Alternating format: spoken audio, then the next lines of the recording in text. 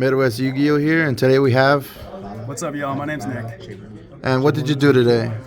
Today, I topped the locals here at Super Hideaway Gaming. Nice. What did you play today? I played good old branded Despia, not Chimera, no, just classic branded Despia. All right, let's get into the deck profile. All right. So, we start off with 1, 2, 3. Aliber, it's consistency. It's important to see it in your opening hand.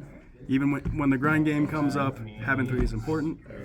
Let me go. 1, 2, 3. Albaz, I've heard people want to cut Albaz down to 2.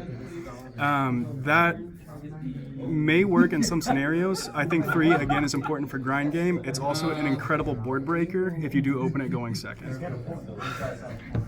Up next, we have 1, 2, Cartesia. I feel like that's a good ratio. That's all you need. And only 1 Quem.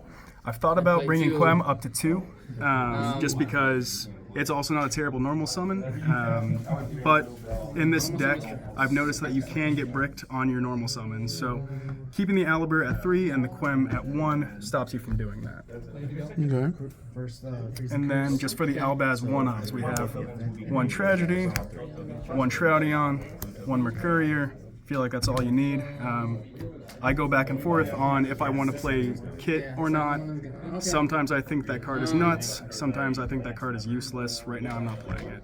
Okay. And now, moving next, we have the Bystial package. We're playing 1 Bystial Magnemont, 1 Bystial Serenir, and then 2 Lubellions. It'll make sense why we're playing such a high Bystial count later, but I feel like playing more Bystials in your main deck for branded, in the highly likely event that you get ashed on your branded fusion, it gives you some sort of grind game still. Being able to play through branded fusion, or play through branded fusion getting ashed, I think determines the viability of this deck. And if you don't build for that, then you're probably going to lose. Okay. And I see you're not playing Druid Swarm. I'm not playing Druis. The one that, sends one to the grave, I think it is? Yeah, so Druis, I do side Druis. I do think it's a really good card. Oftentimes what happens, though, is that you don't necessarily need it, and it's not necessarily a card that, well, to be entirely honest, I have thought about playing it. But the main thing I want, Magnemont, giving me back a dragon at end phase is super relevant because it puts an Albaz back in hand, which I need for fusion material, which again helps you play through the Ash on branded fusion. If you get ashed, you got Cartesia on board and an Albaz in hand at end phase. You can still play through it. You can still make an Albaz fusion with it. It gives you options. Druis Worm, it could be a brick. It could be incredible. It could be a brick, is how I've seen it. Okay. And we are on the Dark Magician. Dragoon in this format is, in my opinion, insane. The main thing that it has to worry about would have to be, of course, Super Poly, which is also huge in this format. But also it has to worry about the Typhon. But there's just so many targeting effects, and it's one of the few Omni Negates that this archetype has access to. It's how you're able to stop yourself from getting even lead, but also you are able to use the Dragoon. You're able to use Dragoon in order to be able to play through a something like a D-shifter. If you get D-shifted and you're on branded Despia, it is an uphill battle. It's still an uphill battle even with Dragoon on field, but it gives you at least a strong fusion to end on. Mirror Jade is useless when D-shifter is up. So now, moving on to the spells. 3 branded fusion. There it is. Branded fusion. Target. And that's, play 3 branded fusion. Best card in the deck if it resolves. 3 opening, consistency card. This gets you to your Aliber. This gets you to your Quem. Gets you to branded fusion. It's also one thing I noticed today is I played against a Fire King deck. And one of the things that Fire King really likes to do is destroy your cards. if you have branded opening in your graveyard, you are able to dodge that destroy, at least on your fusion monsters. And that came up quite a bit, actually. So Okay. definitely something to consider. Next 3 ofs, 3 deployment. This gets you into, most times, Cartesia, but you can also use it to get into your Albaz, and you can also use it, funny enough, to get into your Dark Magician. It didn't come up today, but there have been times where I have just used Fusion Deployment, get out Dark Magician, swing over the SP, and then proceed on to my combo. Because SP can be pretty disruptive. Yeah, pretty annoying too. Yeah. All right. And now, the one-of spells got 1 branded in white, 1 red, 1 lost. We're also playing the branded regained. So the reason why I play a higher Bystial count is because I feel like branded regained is such an impactful card, and I practice with branded Synchro, the Synchro version of the deck, which it exists, and it's pretty good.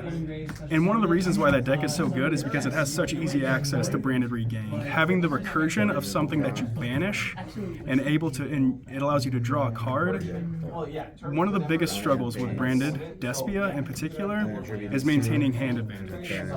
If you're able to get a card that's in archetype that allows you to maintain hand advantage, then you're in a much better place. There are some instances where it doesn't come up, but eventually in your combo, you are going to banish a light or a dark monster, branded regain will be triggered, and you'll get a free +1. Lost is obvious, in red also. Pretty obvious. pretty obvious. Branded in white, this is just, again, another way to play through your branded fusion, getting ashed. So in the event that you open something that can make a Dark Dragoon, then Branded in white comes in clutch. I've had that a couple times where I open something that allows me to fuse into a Dark Dragoon, so that'd be maybe like obviously a Dark Magician and something like a Sereneer. Activate Branded in white, I have protection for my fusion. That's a guaranteed fusion. So there's hardly any reason not to play it. Okay. And then lastly, of course, Retribution. That one's pretty obvious. The one trap. Yeah, that's right. Okay. And now moving on to some non-engine. We are playing the Thrust package into Fusion Duplication. This card right here is absolutely cracked. It allows you to play on your opponent's turn, even hard drawing Fusion Duplication. If you do resolve your branded fusion, you just make another fusion on your opponent's turn, and you're still off to the races. And there's really, obviously, Thrust. Don't have much to say about that. Thrust is Thrust. Yeah, Thrust gets you anything. It's an expensive card for a reason. Yeah. So if you are able to afford it, I highly recommend it for this deck. It does a lot for it. Okay. And now moving on to some other one-ofs. Got the Tack for the Thrust, Foolish. These two just for your consistency. And then the Called by the Grave. Because a nice one too. Yeah, nothing feels better than hitting the ash with a quarter century Called by the Grave. Right. It's deeply satisfying. All right. And then last of the non-engine, we have 3 Droplet and 3 Nib. There are instances where it comes up that you have to use Nib as fusion material because it is a light, and a lot of your monsters in this archetype require a light as fusion material. So, and I think in general in this format, Nib is incredibly impactful. Not many decks are able to put up a negate before Nib before it becomes activated. So that's the reason why I played in here. How do you like the droplets? I have been on and off about the droplets. I used to play in this deck. I used to play Super Poly. Because you are able to, even if there's not a Super Poly target, like if you don't have like a Garua or a Mud Dragon target and you got Super Poly in hand, what I would do is I would set the Fallen of Albaz, and let's say they have something like a Barone on the field. I would set the Fallen of Albaz and then activate the Super Poly. and they can't respond to it, and then you would make a Mirror Jade with their Barone in your Albaz. That was great. One of the things that this deck, again, struggles with is maintaining extra deck space. So I made the decision that it's not worth it in the extra deck. Forbidden Droplet can still open up, it can still break a board to allow your Albaz to fusion summon with the opponent's monsters. So it performs a similar function that Super Poly does without the extra deck space. I will say I do side deck the Super Poly as well as the, I guess, spoiler alert, the Guilty Gearfried, because a lot of boards are ending on a Barone as well as an SP. So that's the most generic card for it, so there's really no reason not to play it, especially in this deck. And then if you draw 2 nibs, well, one's a fodder, one's a discard. Which can happen with this deck. It can get bricked on non-engine. It's a tough format for Branded Despia. It's not the ideal format for it, but I don't know. I feel like it is still strong, depending on how you play your deck. We are not playing the Gimmick Puppet Lock. No. You don't need it. You don't need it to win with this deck. I will tell you that right now. I thought about putting it in the side. This deck has so many options. It is so dynamic. In my opinion, one of the reasons why Branded Despia hasn't evolved as much as it could is because people are so focused on the Gimmick Puppet Lock and resolving that. Because, I mean, realistically, it is incredibly strong, but it's not the only thing that this deck can do. So, I don't know. My recommendation would be to be creative. Okay. Think outside the box. All right. All right, good to go on the extra deck? Yeah? Oh, yeah. Yep. So, pretty standard. We got our 2 Albion the Branded, 2 Mirror Jade, then we got a Lubellion. I guess I'll put these 2 on top. So, all of these are your standard Albaz fusions. You use them to fusion climb. If all your board is a Mirror Jade, that's typically not enough, but Mirror Jade has such good interaction with all of the rest of the archetype. That's one of the reasons why it just does so well in this deck, is because of the way that the rest of the archetype interacts with it. And then, for the next ones, because this card is strong as hell, if you send this at the end, Titaniclad, I should specify. If you send Titaniclad, if you send Titaniclad with Mirror Jade, you're able to get into your Quem at end phase, or you're even able to board break, because it allows you to special summon in Albaz. And then next, because the next most unfair thing that this deck does is fuse with your opponent's monsters. Having a generic monster that you're able to use Albaz to fuse with it's really impactful. I advocate for running Sprint. I know a lot of people don't play it, but if your goal is to at least resolve Albaz at some point, I think Sprint is worth it. I really think it is, which is one of the reasons why I felt a need to cut the Super Poly targets, because I need space for the Albaz fusions, because there's a ton of them. Speaking of which, Rinbrum, typically you are just sending this off of Mirror Jade. It doesn't frequently come up that I make it, but it could come up. And then we do actually play, even though we're not playing the Gimmick Lock, we are playing Albion the Sanctifier Dragon. This allows you to play through evenly if you don't have the Dragoon on field, but it's also just a strong fusion. It can't be targeted, again, in a format that really wants to target monsters. It's a huge problem for SP, and you're able to control the board a bit better when you have the Sanctifier on the field. All right, next, we're only playing 1 Grand Guignol, incredibly powerful card. I wish I had space for 2 because I feel like that could come up. And then one of the Grand Guignol targets is Despian Quiritis.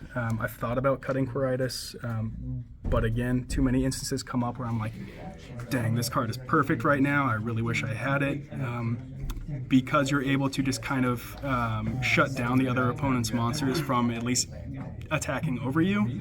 It gives you a way to stall until you're able to get into, I don't know, another branded fusion, or you're able to get into Albaz, anything along those lines. And also, it's able to special summon an Albaz or a Despia if your opponent gets rid of it somehow, which helps, again, with swinging the tide in your favor.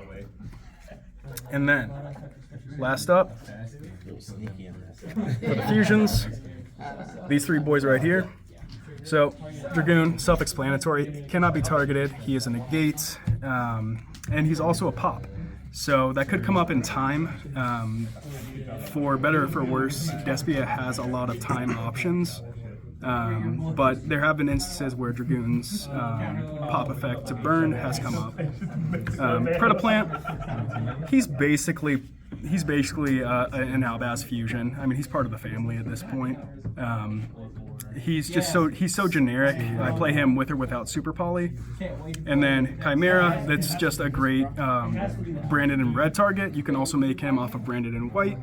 And then he actually has really good compatibility with the branded regained, because if you banish something with either white or in red, the regained triggers, you shuffle the monster you banish in order to summon your Guardian Chimera, and you have just plus like 2 or 3 in a single interaction. And then last up is the Lulu.